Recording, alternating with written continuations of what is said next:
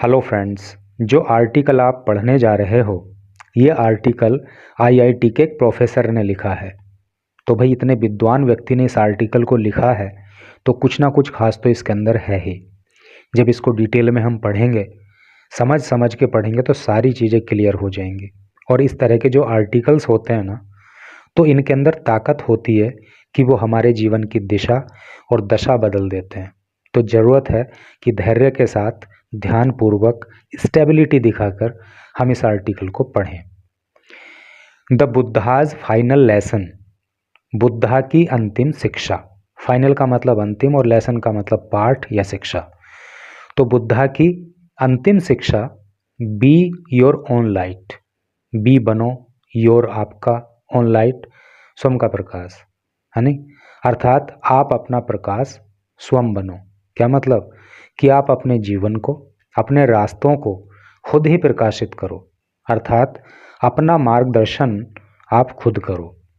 तो चलिए आर्टिकल को डिटेल में पढ़ते हैं तो सारी चीज़ें फिर वहाँ पे क्लियर होंगी। द स्टोरी गोज, कहानी कुछ इस तरह है, that the Buddha was on the verge of निर्वाण। वर्ज का अर्थ होता है कगार, निर्वाण मतलब द फाइनल जर्नी, अंतिम यात्रा। तो कहानी कुछ इस तरह से है कि बुद्धा निर्वाण की कगार पर थे, अर्थात अपनी अंतिम यात्रा में थे, अर्थात उनके जीवन का ये अंतिम समय चल रहा था। इट वॉज अनवियरेबल, ये असहनीय था, फॉर हिज डिसाइपल्स, उनके शिष्यों के लिए, टू इमेजिन, कल्पना करना, लाइफ, जीवन की, विदाउट दियर मास्टर, उनके मालिक के बिना।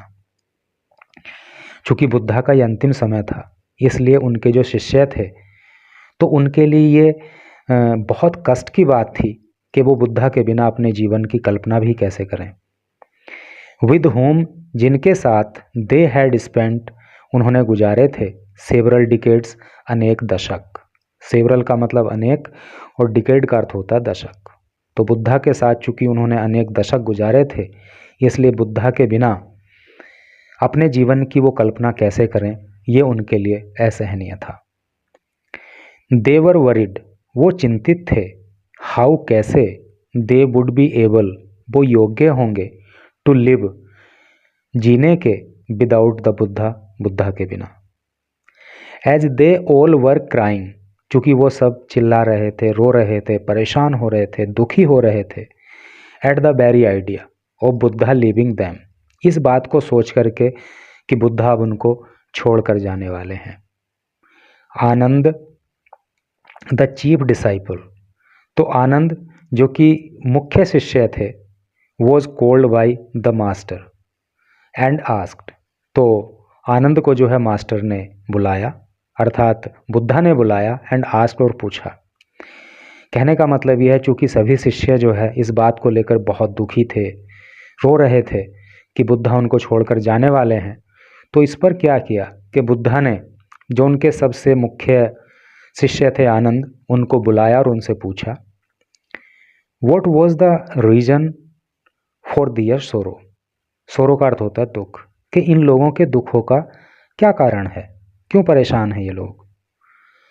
टू दिस, ये सुन करके आनंद ब्रोक डाउन, आनंद भी रोने लगे। एंड सैड, और कहा, दैट सिंस, कि चूंकि, the master was not going to be around to lead and guide them, क्योंकि अब मालिक जो है ना, अर्थात आप जो हैं, चूँकि अब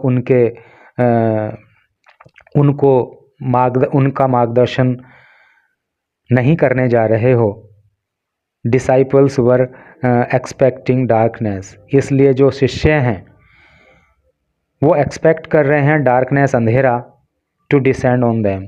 डिसेंड का मतलब होता है छाना या गिरना या उतरना, ऑन दैम, उनके ऊपर। चूँकि अब जो है आने वाले समय में आप उनका मार्गदर्शन नहीं करोगे, इसलिए उनको ऐसा लगता है कि अब उनका जीवन जो है वो अंधकार में हो जाएगा।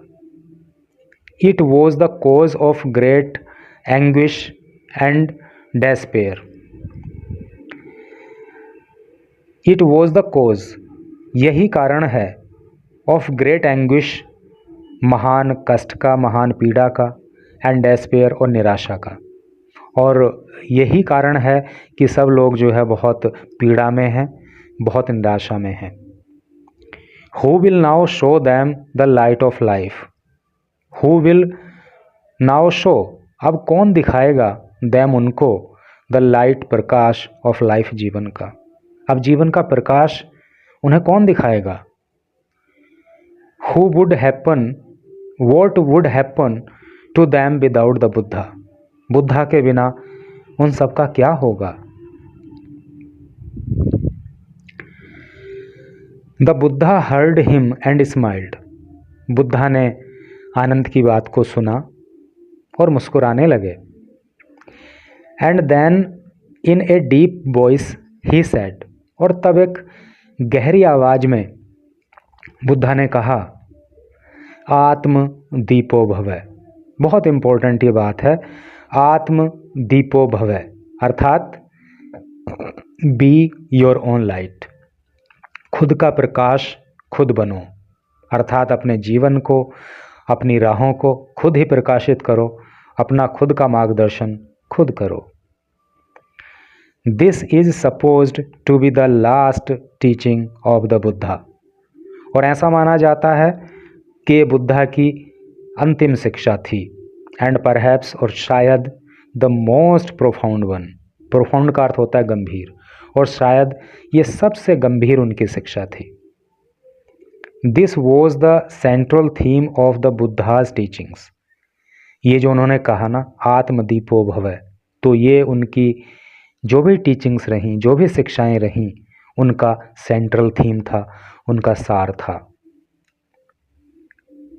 Find your own path and guide your self with your own light.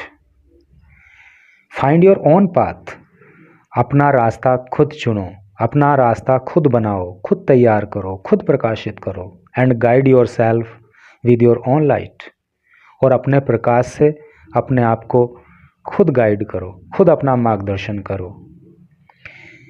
The Buddha experienced enlightenment on his own, enlightenment का मतलब होता है ज्ञान, बुद्धा ने खुद से ही ज्ञान की प्राप्ति की थी। साइकोलॉजिस्ट में कॉल दिस सेल्फ अवेयरनेस, जो साइकोलॉजिस्ट हैं, जो मनोवैज्ञानिक हैं, वो इसको सेल्फ अवेयरनेस कहते हैं। यानी कि सेल्फ अवेयरनेस यानी कि स्व चेतना जिसको बोलते हैं, स्वयं की चेतना, और या इंट्रोस्पेक्शन। इंट्रोस्पेक्शन का मतलब होता है आत्मदर्शन, या इसको आत्मदर्शन कह सकते हैं। But this is what self realization is, लेकिन वास्तव में ये क्या है, सेल्फ रियलाइजेशन है, आत्मा की अनुभूति है नहीं, लेकिन वास्तव में ये आत्मा की अनुभूति है। No one can enlighten you from within, कोई भी आपको अंदर से प्रकाशित नहीं कर सकता। विद इन का मतलब अंदर से, कोई दूसरा आपको अंदर से प्रकाशित नहीं कर सकता। इनफैक्ट वास्तव में बीइंग वंस ओन लाइट, अपना खुद का प्रकाश बनना, is the essence of all teachings, सभी शिक्षाओं का सार है। यानी कि व्यक्ति अगर खुद के अंदर ज्ञान का प्रकाश जगा लेता है तो सभी शिक्षाओं का ये सार होता है। Rather the very purpose, but the question is, लेकिन प्रश्न तो ये है, हाउ टू अटेन दिस, कि इसको अटेन कैसे करें। अटेन का मतलब प्राप्त करना, लेकिन प्रश्न तो ये है कि हमारे अंदर जो प्रकाश है तो उसको प्राप्त कैसे किया जाए।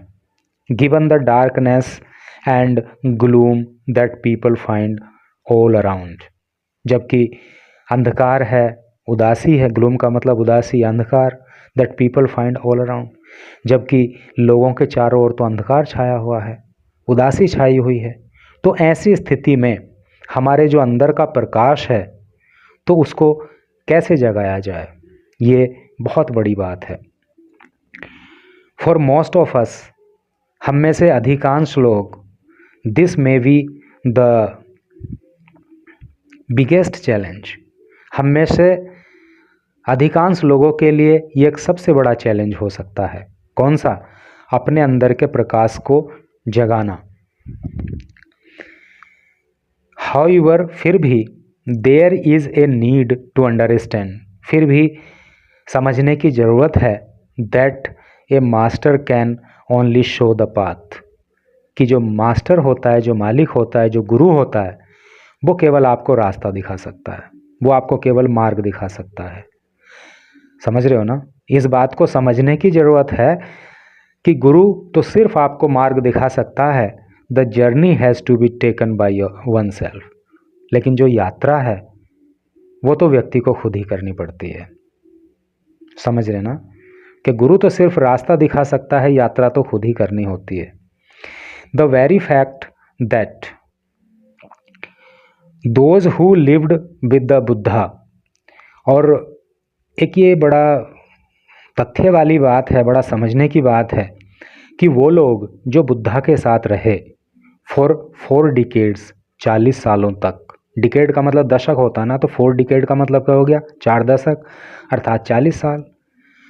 तो ये समझने योग्य बात है कि जो लोग 40 साल तक बुद्धा के साथ रहे, felt the same predicament, predicament का मतलब होता है कठिन परिस्थिति, दुर्दशा, तो उनकी भी ये दुर्दशा है, अर्थात वो भी अपने अंदर जो है ज्ञान के प्रकाश को नहीं जगा पाए। He had to be told and had to be told to pursue their journey on their own, और उनको भी ये कहना पड़ रहा है कि तुम्हें अपनी यात्रा खुद ही करनी होगी। कहने का मतलब ये है कि स्वयं के अंदर ज्ञान के प्रकाश को जगाना बहुत कठिन है, क्योंकि जो लोग 40 साल तक बुद्धा के साथ रहे, उनको भी आज ये कहना पड़ रहा है कि अपनी यात्रा आपको खुद ही करनी है, अपना मार्गदर्शन आपको खुद ही बनना है, अपने अंदर के प्रकाश को आपको खुद ही जगाना है। तो जो लोग 40 साल बुद्धा के साथ रहे, उनको अगर ये काम करना कठिन है, तो फिर आम आदमी के लिए तो ये और भी ज़्यादा कठिन हो जाता है। आगे पढ़ेंगे। Suggests how important is to find one's own path, ये बात इस बात को सजेस्ट करती है कि एक व्यक्ति के लिए उसका खुद का रास्ता प्राप्त करना, अपने खुद के रास्ते को प्रकाशित करना कितना महत्वपूर्ण है, कितना कठिन है।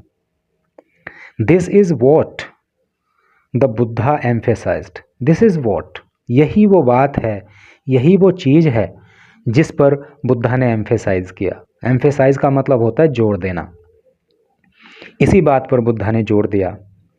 Self enlightenment through self realization, self enlightenment मतलब आत्म ज्ञान या आत्म शिक्षा, या है नहीं, थ्रू माध्यम से सेल्फ रियलाइजेशन, सेल्फ रियलाइजेशन मतलब स्वयं की अनुभूति, है नहीं, तो आत्मज्ञान की प्राप्ति आत्मा की अनुभूति के माध्यम से, ये सबसे महत्वपूर्ण बात है। It is this which will help realise the destructible nature of maya, यही वो चीज़ है, यानी कि जब हम जो है सेल्फ एनलाइटनमेंट से यानी कि आत्मज्ञान से आत्मा की अनुभूति कर लेते हैं, तो यही वो चीज़ है जो हमारी मदद करती है किस बात में? ये रियलाइज़ करने में, ये समझने में, क्या समझने में? डिस्ट्रक्टिबल नेचर ऑफ माया, माया के विनाशकारी स्वभाव को। डिस्ट्रक्टिबल का मतलब होता है विनाशी, तो माया का जो विनाशी स्वभाव होता है उसको समझने में हमारा आत्मज्ञान हमारी मदद करता है। द सरियल वर्ल्ड, सरियल का मतलब होता है अवास्तविक, तो अवास्तविक संसार दैट सराउंड्स अस, जो हमें घेरे हुए है, यानी कि हमारा आत्मज्ञान ही हमारी मदद करता है कि हम माया के विनाशी स्वरूप को पहचानें, और ये जो अवास्तविक संसार है जिसमें हम उलझे रहते हैं, इसको हम समझें। दिस माया कैमोफ्लेक्स, कैमोफ्लेजेस, कैमोफ्लेज का मतलब होता है छल से, छल करके छिपा लेना। दिस माया कैमोफ्लेजेस द रियलिटी, ये जो माया है ना, वो हमारे साथ छल करती है और हमसे जो सच्चाई है उसको छिपा लेती है। And incessantly distract, incessantly distract का मतलब होता है, इंसेंटली डिस्ट्रैक्ट का मतलब होता है लगातार भटकाना, और ये हमें लगातार भटकाती रहती है from seeing the light that is with in, और हमारे अंदर जो प्रकाश है ये लगातार हमें उससे भटकाती रहती है, हमें वो प्रकाश नहीं देखने देती है। कौन? माया। The Buddha had focused, Buddha ने फोकस किया on the impermanence of the surreal world. Impermanence का मतलब होता है अस्थाई, अस्थायित्व of his of this surreal world. Surreal का मतलब अभी ऊपर आया था अवास्तविक, वर्ड संसार। That we perceive to be real, perceive का मतलब मान लेना, टू बी रियल सच्चा, ठीक है। तो बुद्धा ने इस बात पर फोकस किया कि ये संसार जो है वो अवास्तविक संसार है, और ये कैसा इसका नेचर है?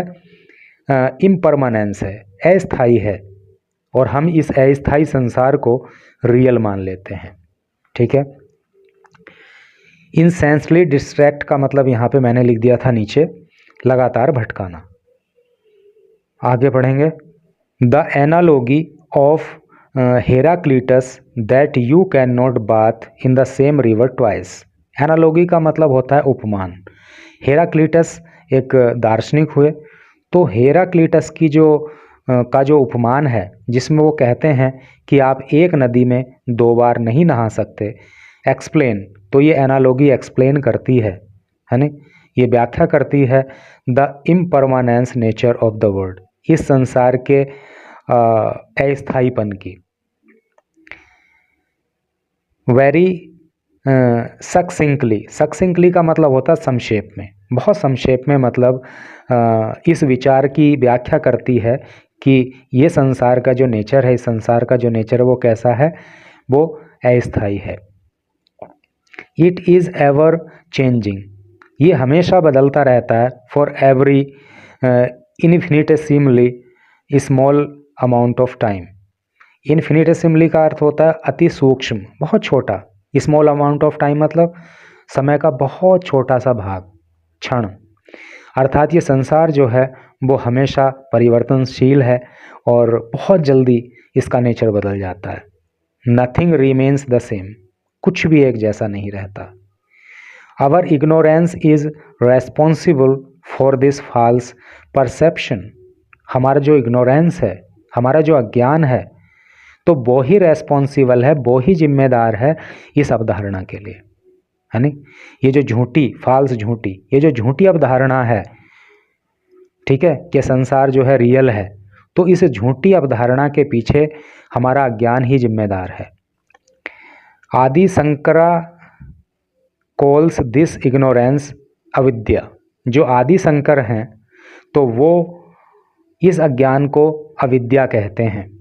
And to remove this we need that light, the light from within. और इस अज्ञान को मिटाने के लिए हमें प्रकाश की आवश्यकता है। और कौन सा प्रकाश? द लाइट विद इन, जो लाइट, जो प्रकाश हमारे अंदर है, अर्थात आत्मज्ञान का प्रकाश। जब आत्मज्ञान का प्रकाश हमारे अंदर पैदा हो जाएगा तो ये सारा अज्ञान दूर हो जाएगा। This was what Buddha meant, यही वो बात थी जो बुद्धा ने कही। when he said, जब उन्होंने कहा, his disciples, अपने शिष्यों से, be your own light, कि अपना खुद का प्रकाश खुद बनो। समझ गए ना? यानी कि बुद्धा ने जब कहा कि अपना प्रकाश खुद बनो, तो उन्होंने सीधा सीधा ये कहा कि अपने अंदर आत्मज्ञान का प्रकाश पैदा करो। This light is in every person, ये प्रकाश हर व्यक्ति के अंदर होता है। बट वेरी फ्यू, लेकिन बहुत कम लोग आर एबल, योग्य होते हैं, to kindle it by realization, इस प्रकाश को किंडल करने के लिए, जलाने के लिए, प्रारंभ करने के लिए, प्रकाशित करने के लिए, बाय रियलाइजेशन, अनुभूति के माध्यम से। मिस्टिक पोइट कबीर, मिस्टिक का अर्थ होता है गूढ़, रहस्यवादी। तो रहस्यवादी कवि कबीर कहते हैं, this in one of his couplet that says. तो रहस्यवादी कवि कबीर अपने एक दोहे में कहते हैं, क्या कहते हैं? Like oil in the sesame seed. Sesame का मतलब होता है तिल। जैसे तिल के अंदर तेल होता है, and fire in the flint stone. Flint stone एक प्रकार का पत्थर होता है। तो जिस प्रकार से पत्थर के अंदर आग होती है, तिल के अंदर तेल होता है, your enlightenment is inside you. तो आपका जो एनलाइटमेंट है, आपका जो प्रकाश है, जो आपका ज्ञान है, तो वो भी आप ही के अंदर है। अर्थात जिस प्रकार से तिल के अंदर तेल होता है, हमें दिखाई नहीं देता, पत्थर के अंदर आग होती है, लेकिन वो हमें दिखाई नहीं देती, क्योंकि जब दो पत्थरों को आपस में टकराते हैं तो चिंगारी निकलती है और आग लग जाती है। तो जैसे तिल के अंदर का तेल दिखाई नहीं देता, पत्थर के अंदर की आग दिखाई नहीं देती, उसी प्रकार से ये प्रकाश भी हमारे अंदर है, जो ऐसे दिखाई नहीं देता। इसके लिए सेल्फ रियलाइजेशन करना होता है। इस तरह से करके ये आर्टिकल था। मैं समझता हूँ कि जिसने भी लास्ट तक इसको पढ़ा होगा तो निश्चित ही उसके ज्ञान में वृद्धि तो हुई ही हुई होगी।